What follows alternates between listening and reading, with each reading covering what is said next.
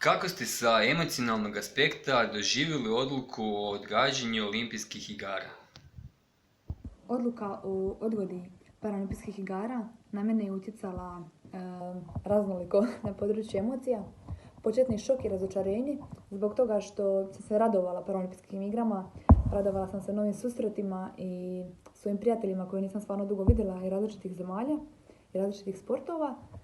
Do toga da jednostavno zbog svoje ozljede i fizičke pripreme znam da je ova godina koja je predamnom jedna nova prilika i da se zapravo uredi moj život, moje tijelo i da budem puno spremnija za Tokio 2021.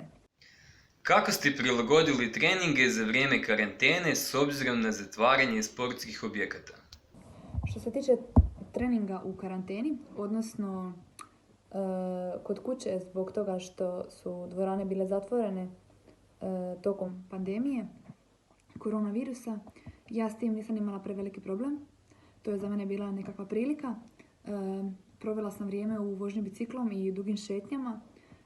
Kući sam radila snagu, trener mi je osigurao utege iz dvorane i jednostavno mislim da sam u tom vremenu puno ojačala fizički i da sam jednostavno spremna za ove daljnje zajedničke treninge kojima smo se vratili, ovo je već 3. tjedan.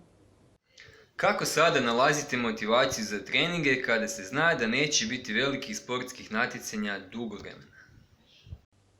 Kad je u pitanju motivacija za sadašnji trening, odnosno pripreme, nemam problema s tim zato što smatram da mi je dobro došlo da imam neku osobnu motivaciju, odnosno